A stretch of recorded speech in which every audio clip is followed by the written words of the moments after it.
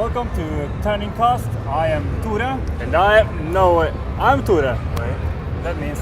You're Lasse, yeah. I am Tore. Hello. Yeah? You Tore? Yeah. You're Tore. Nice No, to you're meet the you spy. No, Yeah, you're the spy. I know it. Oh. Okay. Okay. We're there. Okay. Yeah. I'm Lasse. And I'm Tore, and this is... Bo, hello. Yeah. Boyan welcome. Radakovich, here as our guest. Yeah. Thank Thanks you. for having me. It's Yeah, awesome. it's our pleasure, yeah. Yeah, I love it. This gathering is awesome. This is like one of my favorite shows. Yeah, it's been a lot of fun this week, yeah. Yeah, for sure. You've been here like 5 days already? Yeah, we got here. I left on Sunday night, and I ended up coming here Monday night. Yeah. So I missed all of Monday, Yeah. and then so a few days. And then jet lag for a few days. And Yeah, I finally got some sleep last night. Like Okay. after the concert, the Miyu concert was crazy. He's so good and like just steam Yeah, cannons that was- all the yeah. time. Yeah, insane. And then right after that, I was like, oh, I passed out. And I finally slept for like 8 happens hours. to the best of us, yeah. Yeah, but I got to see the concert, so Yeah, I'm okay, happy. good, yeah. Yeah. Yeah, now we got proof it happened to the best of us. Yeah. So, Yeah. Yeah, we have okay. another concert tonight too. Like yeah, there's Data Rock. yeah. Yeah, that rock is a real good band. Yeah. I don't know Yeah. if you heard it. I haven't heard them before. No. Okay, you should Yeah. definitely check it out. I think that's actually my favorite part of the gathering is like the concerts at night. Yeah.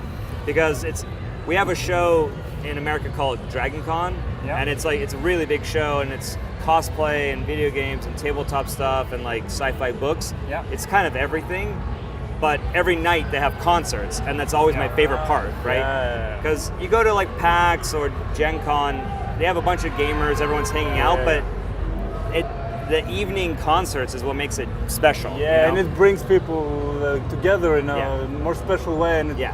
Yeah, especially here, everyone's Yeah. sitting in front of their own computers, Yeah. just talking with each other on the microphones and just engaging with It's a others. good way to get people to just get the energy up, get them moving, Yeah. make Yeah. thing happen. Yeah, so, it kicks ass. Yeah. And then with all the steam cannons, just like, Yeah. it's cool. Really And cool. why are you here? Well- Why? Well, this theme is Back to the Future. Sorry, the future is back. Future is back, true. It's legally similar. Sorry, it's thematically similar but legally distinct. They from made it Back to just the so they Future. could use it. Yeah. Yeah. But the idea is that retro gaming is hot now, and it really And is. it really is, Yeah, yeah. it really is, and especially with Terrible. tabletop games coming back. Yeah. Our show Tabletop is a big part of Yeah. that. So they wanted to kind of bring more retro gaming to the show Yeah. and bring more tabletop gaming as well. So Yeah. hopefully in the future there'll be more games like we can actually hang out and play. And Yeah. And of course, we think that's really awesome. Yeah. And we noticed this too this year that there's been a lot of attention going on at the board game tables, Yeah. and a lot of people been interested in playing, Yeah. coming down, hanging out. So. yeah, I mean it's never been better to be in tabletop gaming than right now. No, yeah. Yeah, there's like some of the best games out there by the best designers. Like the quality of the games Yeah. are so good. Yeah. I mean, even if you take any average game now and you go back 10 years ago, it would just kick its ass. Yeah, It's like it's yeah, just so good. definitely. Just average games. And then compare it to like 30 years ago, no comparison, right?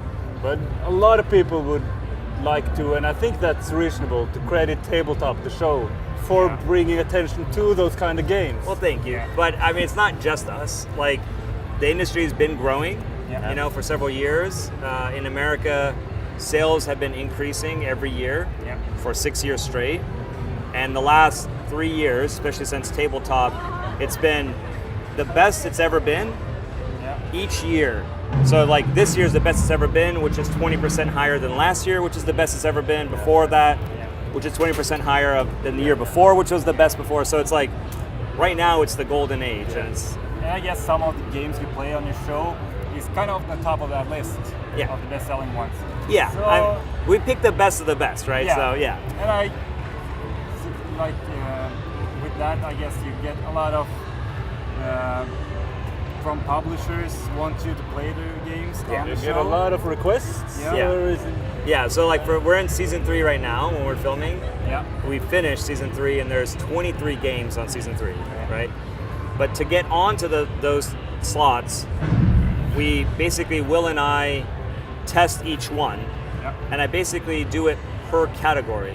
So I say, okay, we're gonna play family style strategy game. Which one do you like, A or B? Yeah, okay. Right? He's like, oh, I like this one a lot. Oh, I don't like that one. All right, that one we pick, right? And then it's like, okay, we're gonna play an area control game. Which one do you like? Do you like this one or do you like this one? And he's like, oh, I like that one a lot. Right, so we picked that one. So basically it means to get onto those 20 slots, we A/B test 50 games. Okay, yeah. And to get onto that 50 game list, I went through 131 games. Just for That's season 3. That's a lot of work. Yeah. Just for season 3. But a lot of work, but a lot of fun too, I guess. Yeah. And also, like, part of it is, like, I have to know all these games beforehand, right? Yeah. So, you know, I go to conventions, I play games, I hang out with game designers, and, like, I'm always trying to be knowledgeable of the scene. Yeah. So if they ever say, you know, oh, we're going to do season 4, go. Then I have like a list going already. Okay, so you kind of predetermined like what you're gonna narrow down from. Few. A few I know I really like. Like in season 3, I really wanted to. Yeah, dude, what's going on? It's happening. Yeah, sound testing. Yeah, sound test. What's up? I think there's like 2 or 3 drummers in the band. Yeah. So it's just Yeah, nice. Percussion is really good. So yeah, there's I don't know if you can hear it, but there's like drummers in the background. They're kicking it. But this year, one of the trends is micro games. Yeah. Micro games are like games. They usually are like less than 20 cards, plays in less than 20 minutes. Usually less than $20 US dollars. So games like Love Letter, Love Letter at the shadow there, that sort of thing, right? And so we do a few of those games this year. And they're always very popular, you know, and like I have like a little bag I travel with, and it's full of just small games. Yeah, because it's easy to bring people into too. Easy to teach, easy to play fast. And especially when you're traveling. Like my little bag like this probably has 8 games in it. Yeah. It's really easy. Dice games are also getting a lot more popular. Yep, exactly. Yeah, so You just need to bring some dice, you know. Yeah. And it doesn't take too much space, and easy just roll them. And I have one called Roll for It. Yeah. It's a nice little game. It comes in like a little box like this. If you want, you can just put all the dice in the bag, and the bag is like this with cards. That's it. It's just like a little bag. It's super easy. I usually have that, Love Letter, Council of Verona, which is also a micro game. It's really good. Those are like kind of always in my go bag because they take up some little space. But there's a lot of games on season 3. I wanted to explore all the categories. You know, I wanted to make sure that if someone watches tabletop, they should know what our gaming community is all about. They should know, like, oh, there's this kind of game and there's that kind of game. It's not just what they think of in their mind when they think of board games, right? A lot of people have this like stereotype of what games are.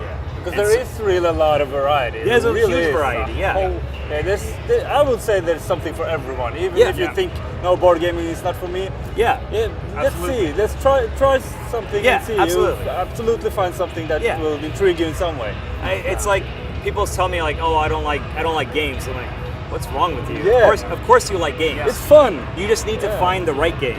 It's like someone says, oh, I don't like music or I don't like food. It's like, of course you like food. You just need to find the one you like, right? Definitely. And that's what tabletop's supposed to show you, like wide variety. And then once you're in, you're like, oh, I like Ticket to Ride. That's easy. That's cool. I like Tsuro and Concept. Those are awesome games. And then like, oh, Smash Up. Is it hard? No, it's not that hard. And you play it. Once you're at Smash Up level, you're done. Like you're a gamer. You're already like hardcore capital G gamer, right? And then from there you can play any game. Let's talk a bit about Smash Up. I love Smash Up. You helped create your own deck for Smash Up. So how did this come about? So this was a special promotion for Tabletop Day. A couple years ago, I invented a holiday called Tabletop Day. We love it. It's awesome. It's Christmas for us. I mean, that's the way I feel too. It's like I'm so excited every time it comes around. But basically, I ask all of our fans to just go to their favorite local game stores, coffee shops, wherever they play games, and just play tabletop games, and like in public, right? And we did special things for the retailers. So like Outland, right? They had. If they bought like a special kit, they get special promotional items like this guy. This is a limited edition, big geeky box, and it's just an empty box because there's so many decks of cards. but gamers need it, right? It's like they collect everything. And then we made a special thing, which is the Geek deck for Smash Up, and it's got Will in it. If you play Magic, it has the Force of Will card with 1 L. Yeah. And it's got Felicia in there and everything, but I'm in there too. So hey, there we are. You even signed it for us? Yeah. Oh, that's really cool. That one's a fuck yeah. Let me see. Let me put this one here. There we go. That one. That was for you guys. Thanks. But yeah, I wanted this one to feel like an old school control deck from Magic. I wanted to be. I wanted to like control Magic. I wanted to counter spell. I wanted like cycling. The Force of Will is just brilliant for that. Yeah, exactly. So. This one is it's a special limited edition deck, and it's got all the art in it. I'm in there, Will is in there, Felicia's there. She looks really cute. She's got lure, right? So you play her. Takes every card into that base. Yeah, and that base is going to score, and then it clears the whole board, which is kind of like a Wrath of God, a little bit, right? So yeah, it was a lot of fun, and my friend Paul Peterson is a designer of Smash Up, and I said, if I'm doing this deck, you're gonna be in it. I need you to be in it. So that's Paul. So that's actually Paul, the designer, and that's he needs to have his own card. Yeah. So yeah. How did he respond to that? Oh, he loved it. He loved it. Yeah, we're very good friends, and he and I actually designed a new game for the Numenera role-playing game. Oh yeah. We're doing a board game for it together. Oh, cool. Yeah, that sounds exciting. Yeah, he's great. He's a really great designer, and we have this like telepathy almost sometimes. Like when we talk, we're like, "Oh, we should do," and then he'll finish my sentence. We're like, "Oh yeah, oh right, yeah, okay." And we're not even talking. We're just like, sounds like a perfect team. Yeah. So he's great, and so as a special thanks, like I need to make sure he was in there because it's not fair if I'm in there and he's not in there. So yeah, we do this every year for Tabletop Day. This year we have the Dead of Winter. We have Dead of Winter. It's an alternate cover. It's a unique cover for that one, and also for Geek Out. Geek Out's like a trivia game, and there's a big yellow box, and there's questions just from Tabletop. Oh, from the show. Okay. From the show, great. So if you're a fan, then you have to get that one. Yeah, definitely. Do you have to have seen the episodes? It's going to be really hard. Yeah, it's going to be really hard if you don't watch Tabletop. But there's other questions too, like questions on board games and regular gaming and geeky it's stuff. It's a good way to get views again, just to get people to rewatch the show. See what you did there. Yeah, you got it. Okay, and International Tabletop Day. This year it's April 11th. Yeah, on Saturday. Next Saturday. Next Saturday, depending on when this airs.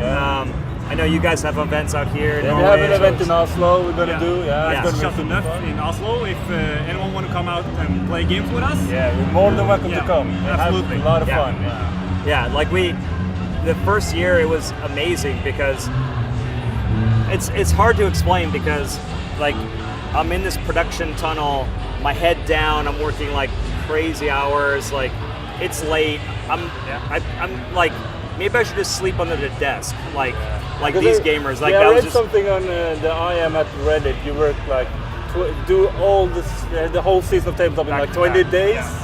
Something back to back. Crazy. That sounds really crazy. It's crazy. It's crazy. But what's really rewarding is like for Tabletop Day that first year, because I didn't know, like we're just making stuff up, right?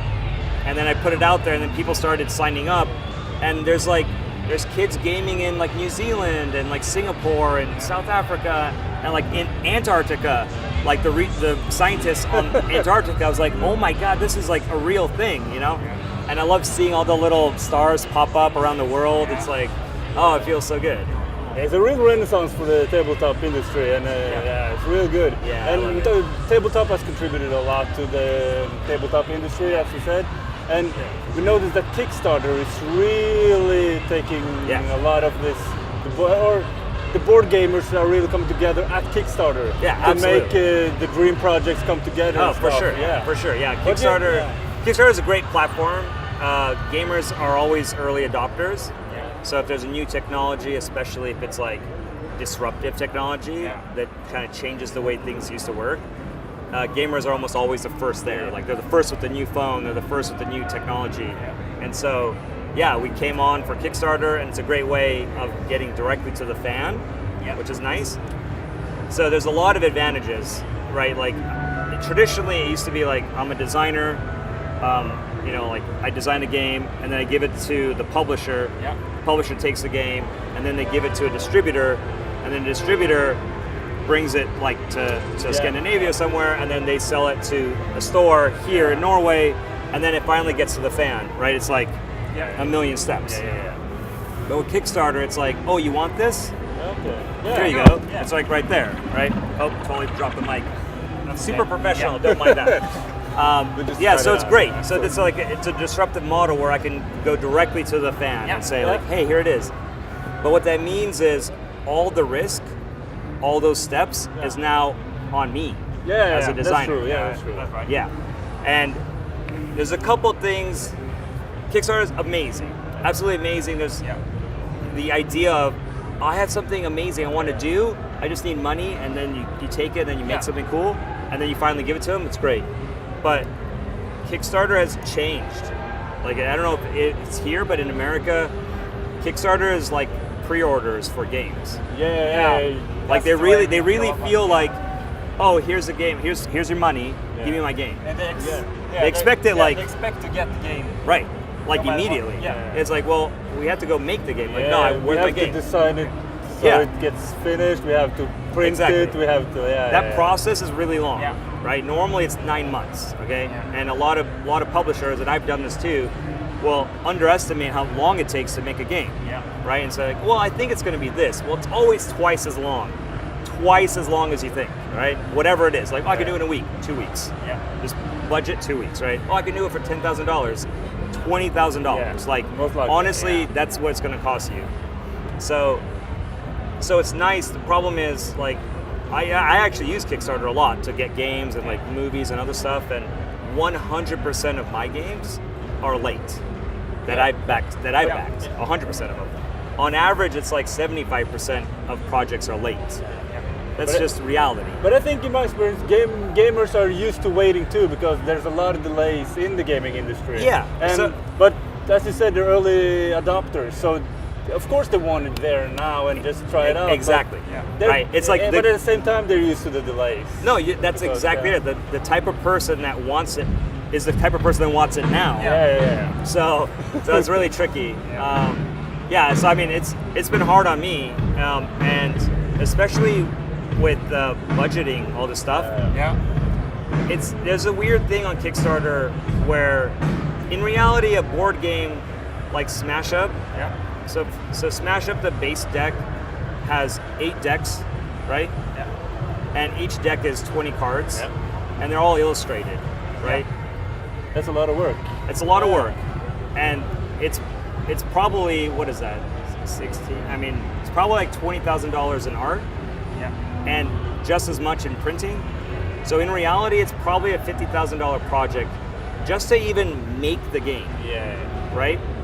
And so if you go to Kickstarter and you say, hey man, I need $50,000, and they're like, oh, it's just a card game. Like, but there are so many steps. And we're not just making one. We have to make like for all those thousands of people who are going to buy this. So, And so there's a real issue on Kickstarter, which is, where do you put the number, right? If I need $50,000 honestly to do the project, do I ask for 10 and look successful when I hit 30? And I'm like, oh, you tripled your number, good job. But I actually lost 20 more, right? Or do you ask for 50 and then everyone says, oh yeah, you're a greedy jerk, blah, blah, blah. It's like, well, that's the reality. So how much it costs to do the thing, right? So you're screwed either way, right?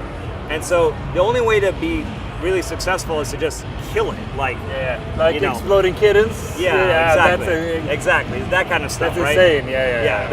I met the guy who Matt, who does the comics. We were on a cruise together. So SpongeBob just passed by. Hey. Yeah, SpongeBob, what's up? Okay. I love it. So you know Matt? Which? Oatmeal? Yeah. So he's super talented, and but that's like, people think that's what Kickstarter is. Oh yeah, I'm just gonna get $1 million or $5 million, $8 million. Like, in reality, half of the projects fail. Yeah. They actually just fail.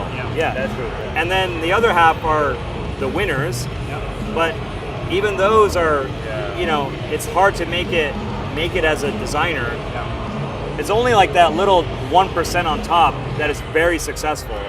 So everyone thinks they're that number. Yeah, and that makes it look a lot easier for everyone else. Like, oh yeah, they get they several can do $100 million. Yeah. Okay, yeah, No, I can do do that this. too. Yeah. It's like, no, you can't. So yeah, it's awesome, but it's also much more difficult than you think. Yeah. You know, But- and I feel like part of the process is when I give it to you as a publisher, you make the game better, right?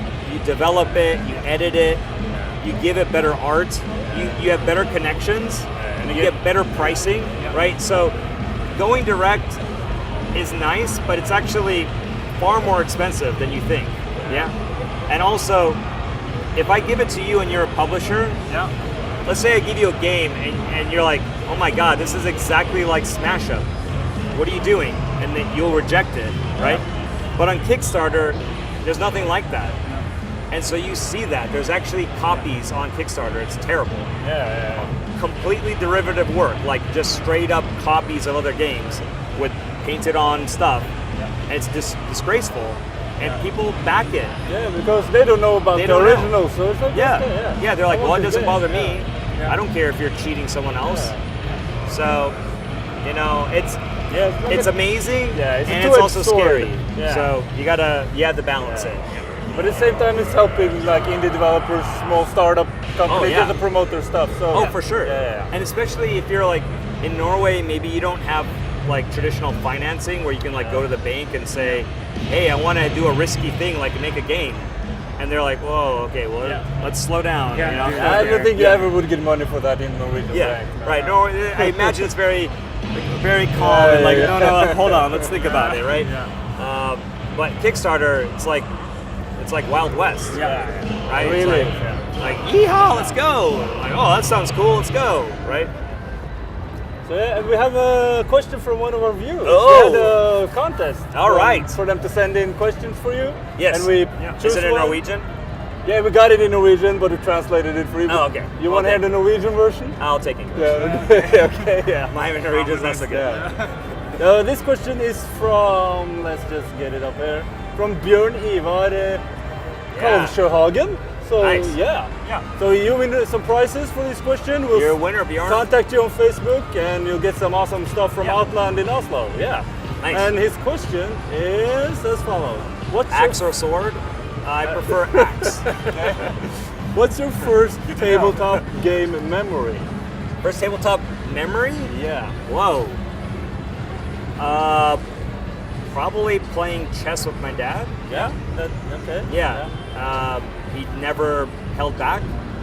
Right? It wasn't like he would let me win. I remember. Merciless? Well, he wouldn't let me win, right? Yeah. But he also didn't beat me down. Okay, yeah. Right? So it's sort of like when he taught me to swim, like you get in the water and you're like, oh, I'm so scared. And he's like, oh, I'm right here. Come on, you can make it, right? And then you start swimming towards him, and then he takes one step back, just right? Keep pushing. And he's like, you moved. Like, I didn't move. And then you swim towards him, and you get stronger and stronger. Yeah. It's like that in chess too, right? Okay. Like, you know, when I'm 5, like, there's no way I could beat him, right? It's impossible. But I get a little bit better, and then, you know, he can see the moves I can't see, right? And so he helps me become stronger. And I think that's really important for gamers. Right? If you know a game and you want someone to play the game with you, you have to be welcoming, right? You have to say, please come play the game with me. And if you don't know how to play, I'll teach you how to play the game. Instead of just bringing your A game, okay, I'm going to just, win. like, crush it. Oh, this is an easy win, and I'm going to feel good about myself like, afterwards. oh, you suck. You know, like, oh, of course you're going to beat a 5-year-old. Like, big deal. But they're never going to come back to play another game. Exactly. That's the problem, right? Lose another player. Yeah. And eventually, it's going to get smaller and smaller and The smaller. community is just going to shrink around you. And no one wants that, right? So for tabletop, it's about bringing new players. People have never played before. Most of the actors who come on tabletop have never played anything. They don't know anything, and so they come, I'm really warm and inviting, and I teach them how to play, and they're like, oh, this is so much fun, I didn't know. And then once they play, then they become gamers. Like almost all the guests say that they loved it and that they play so many more tabletop games now, right? But if I came there and I crushed them, they would leave and they wouldn't come back, right? So, so that's my first memory. Yeah. So besides tabletop, yes. do you have any other projects going on? We heard something about you signing a deal with a TV show. Yes. To make a board game, or you made a board game that they want to put under their flag. Yes, that's right. So tell us a little bit about it. Yeah, so I'm also a game designer, and I do a bunch of stuff. You guys saw the Vikings game. Yeah, we tried it out. Really so there's a TV show called History's Vikings, and it takes place here, and it's about Vikings. It's fucking awesome. Yeah, it's fucking awesome. I love that show. And I was a fan from the beginning. Like I watched it. I was on Team Lagertha from day one. She was like so cool. And Catalyst Game Labs, they're the guys who do Shadowrun, BattleTech. So they have the license for the TV show, and they asked me if I would do some games for them. And they only have license to do a couple games. And so my friend Jeremy Holcomb, he's a Mensa award-winning designer. He's doing one game. It's a really good 2-player game. And I'm doing a card game, which is a little bit, it's like a little bit, you guys played it, you know, it's a little bit like racing, a little bit stabbing in the back, and like you're trying to get as much money. It's fun. It was really fun. Yeah, and if you like the show, I think you're going to like the game. If you don't know the show, you'll still like the game. It's still fun and easy. And the theme goes really well with the gameplay. Yeah, we think so. And like the characters, the colors. The flavor was really good, and it played very well, and it was easy to learn. I love it. I mean, that's the thing. It's like I want to get a game that I was trying to make a game that's sort of rated like F for family. Well, it's not gamer, not like Smash Up is rated G. It's for like gamers, right? And it's not like Love Letter. Well, no, it's not like Tsuro or like Quirkle. Those are like rated E for everybody. It's sort of in the middle, right? It's like Alhambra or something like that, right? Ticket to Ride, a little bit more complicated than that, you know. But it's not a super deep strategy game. It only plays in like 30, 45 minutes, right? And I think that's a great window for new games. Yeah, it really is. It's like you can do something right even if you don't know what you're doing. And you can get lucky and you can get some points, and as you said, it takes like about 30 minutes, 45 minutes, and so it doesn't get tired of this, like, oh, I still don't know what to do. So but you can play again though, right? Yeah, exactly. So typically the winning formula for game design is high luck, high strategy, right? So like Magic the Gathering, it's really high strategy, like strategy in building your deck, strategy in drafting, strategy in what you play, how you play it, manage your hand. But again, it's really high luck. You gotta be lucky with what the opponent does. So. What you draw. It's all about what you draw, right? It's like top deck, right? It's like, that's half the game. It's just like, come on, give it to me. Oh, yes, right? So it's high luck, high strategy.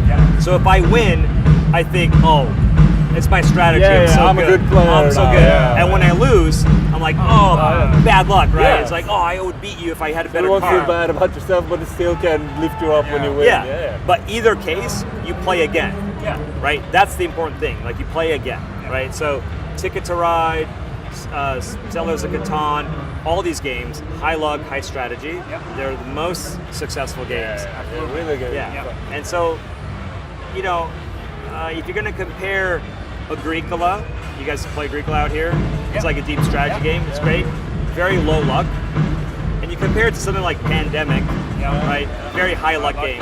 They're both very high strategy, but Pandemic is easier to teach, right?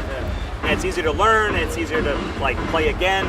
Agricola is awesome. I've played that game like 200 times. I love it, but it's kind of intimidating, right? Absolutely. I would never be like, hey, first, level 1 gamer, come on over here. I'm going to teach you Agricola. Like that's. When I use Pandemic for that a lot. Like and an intro game. Because it's cooperative. It's easy to people because they don't get scared because they're going to get crushed by the other players. Right. Oh, you played it before. I haven't. Yeah. No, this is going to be hard. Like if you guys know how to play the game, and I'm new to the game, you can help me. Right. We work together, and then it's like, oh, this isn't hard as I thought, and we win together, or pandemic, you lose together. Yeah, almost all the time. Yeah, it's a hard you game. win by the last card. Yeah. Yeah, that's happened a lot. Yeah. The last turn, you gotta count how many cards are Yeah, and you have a 50-50 chance, and you're like, oh God, please, like, no! Yeah. Yeah, I love it. I love that game. It's really good. Intentional the last rounds. Really, really good design. Yeah. Yeah. Yeah, I was in the design, I've been doing like sort of game design studio lectures and stuff all week here, and I didn't get to talk about it, but like balancing excitement and tension is really important to games, and in board games, you have to get it right. Yeah. If there's not enough tension, the games are lame. Yeah. They're too easy or too hard or like, what am I doing here? I don't engage you as a player. It's just like, right, but I'll get this card and I can play anyone and it still won't affect it in any big way. That's lame. Fun. Yeah. So like you have to balance tension the right way, and so Pandemic, that one is like that's stressful. Really high stress. Yeah, really stressful game. I'm just wondering, what got you started with game design? How did you get involved with that? Well, I have a neuroscience background. Okay. Wow. Yeah. It's not a straight path. No. And I was doing like research and stuff like that. So it wasn't like a natural. I like games. Let's do games. No, the thing is like I've always played games like since I could remember. Like I played like basic strategy games like chess and like card games like tabla. You probably have like trick taking games here too. Right. So I grew up playing all that kind of stuff, and then when I got into elementary school, I started playing Dungeons and Dragons and like started playing board games, and like, you know, it snowballed, and I realized like, oh, I'm a gamer, right? And that's what I would do. Like I was always in the arcade playing, I was always playing Magic, I was, you know, like if there was a game, I was playing it, like that was who I was.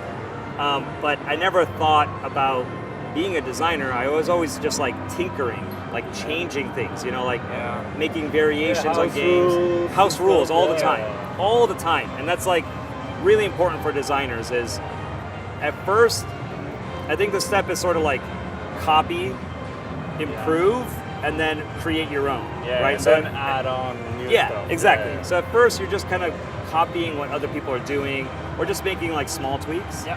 And then you can get to the next step where you're doing a little bit cooler things. So I was always tinkering, even when I was a kid. Like I remember making up games all the time, and like just for my friends, and we would just play stuff. They were all terrible, of course, but you know, you're kids, so it's okay. And then there was a point where I said, I'm just going to do this. I'm going to just get into game design.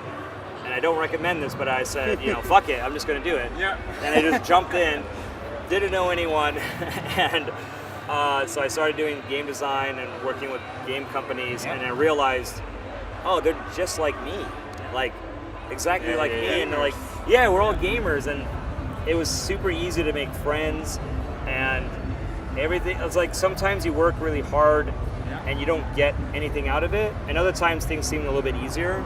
It's like that in gaming. It's like everything feels like you're meant to do it, or it's like it's easier to make it happen, you know. So I was doing that, and then the last 3 years or so I've been basically on tabletop, and Will called me.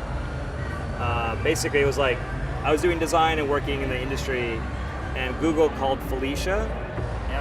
And Felicia Day basically was asked to make a whole network of content. And so she called Will, and Will said, oh, I want to play games, and he called me. How do you know Will? We're friends through games. Okay, through gaming. Of course. Like all my friends are through gaming. Okay. And so so it was like Google, Felicia, Will, me, and that was like 2 days. Oh wow. Yeah. And I got the call, and he's like, oh, I want to do this show, but I don't know like the industry. I want to be able to pick the right games. I want it to be really genuine, because like we're both super passionate, but he wanted to make sure that we were doing it right. That like the retailers were happy, distributors were happy, publishers were happy, game designers were happy, like everything was great, you know? And so I have this weird, like all skills, you know, like I do like design and development and marketing and like production, and you know, like I kind of do a little bit of So everything. you were his link out to all those kind of channels and He calls me his bridge, right? Okay, like he wants to do this, so he needs like a bridge to the industry, and so that was me. And we make a great team, and like I'm almost never in front of the camera. If you see me in front of the camera, there's a problem. Right? There's a problem. So something Not now, happened. hopefully. No. I mean on the show. Yeah. On the show. Yeah. You're fixing something. It's like if there's a rule problem or if the board's messed up or something's wrong with the cameras or whatever. Normally I'm behind the scenes and you don't see me.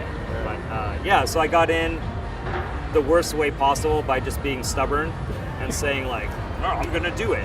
Yeah, and I got lucky. Yeah, it worked out really good, didn't it? Yeah. Did you mention you started adjusting games really early and making your own games? Do you remember your first game, like first finished game? Like, okay, I made this kind of from the start. I know I was doing stuff beforehand, but for sure in 4th grade, I ran an Inspector Gadget role-playing game that I designed. Oh. I don't know if you know that cartoon here. Yeah, but of course. So I loved it. Inspector Gadget when I was a kid. So I designed a whole game around it and You stuff. did it. I would Awesome. love to try that one. I don't think you do. I don't think you do, I'm sure it's terrible. But yeah, I think that's when I realized like this is what it is. Like you can just make things up and people love it, and then you can connect and we can all have fun. And I was basically a game designer, right? But I didn't know it then. And back to Geek Sundrys. Yes. You had some good news for us later today. There's one show that's coming back. Spell Slingers? Spell Slingers. Yeah. We've been waiting for that. Yeah, so if you guys really like exciting. playing Magic the Gathering, season 3 is coming back. That's It official. hasn't really been announced all that much, okay, yeah. but if you've seen the show, you know the format. It's basically Sean plays Magic, and it's like usually versus one opponent, and you know, it's the same type of thing. So it's cool. I don't normally work on that show. I'm mostly on Tabletop and Tabletop Day. But Spell Slingers I was there at the beginning, and I did pitch the idea, so it is my baby. But I don't produce it. Passed it on. Yeah, I just passed it okay, on. Yeah, exactly. So they run that one on their own. So a now. lot of exciting things going on. Yeah. What are you doing next Saturday? Anything Next Saturday, let me see. Tabletop Day. Oh right, Tabletop Day. Yeah. Tabletop Day, I'll be back in LA. Yeah. And we're gonna do like we do last year and the year before, a live stream. Oh, okay. Yeah, so we'll be on Twitch, and you can watch us play games, and Will will be there, and Felicia and everyone, and we'll hang out and play tabletop we'll games. definitely check it out. Yeah, but you guys should do it too. It's like we Tabletop have Day something is planned, for the fans. It's not for us. It's like it's for everyone else. We're going to have some live streams from Chateauneuf, Yeah. and we're going to play with a lot of other people. Yeah, we're going to invite guests from the game developer scene here in Norway. Nice. Yeah. We got some really fun and good guys coming over to play. So Yeah, you should do, like my friends in Seattle, they're all like game designers, and they do this like tour where they go to every Tabletop Day event they can in the city. Like they get into a van. Okay. And so they it's like road tripping through. Yeah, like a road trip around the city. So if you guys have multiple events like in Oslo. There's one in Outland as well. Yeah. Outland Oslo. Yeah, so do both. Yeah. Like start in the morning and then like switch to the evening, or you can play on Sunday, or what. It doesn't matter. Like just make it your own and have fun. We're going to try to make the best Play of it. games. Yeah, just play more games. Yeah, Exactly. that's exactly it. And then you'll be able to get promo cards. This year we have awesome ones. There's a new game by Bruno Cathala called 5 Tribes. Yeah, I heard something about that. Yeah, and it's next week's episode of Tabletop. Yeah. It's a great game, and we have a genie card in there with Will on it, and he's the master of genies, and he gets points for every genie you control. So it's like you That's get going to stack up pretty quick. Yeah, it stacks. It's like you get really good on Okay. that. There's also for seven wonders. There's a leader card. That one's really powerful. Basically, if you play with the leaders deck, Will summons all the leaders to him, and then he picks the best one and then gives everything else back. Oh, yeah, to redistribute them. Redistributes all the power. Yeah, okay. It's really good. Oh. So we have those. We have the Felicia, what do you call it? Dead of Winter. Dead of Winter, yeah. So we have the promo cards for her. We have, for roll for it, we have the owl bear. Yeah. It's like a little carved owl bear on it. It's just super cute.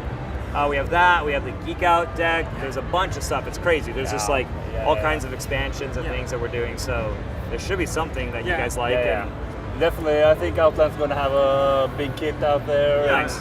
We're going to get something ourselves, and we're going to check it out and have a lot of fun with it. If they have the big one, I think they ordered the deluxe version. yeah. Okay, so if they have the big one, there's also these deluxe coins in there. They're pennies, and they're really limited edition, and they come in gold, silver, and copper, and they basically have a little tabletop logo and like a 1 point.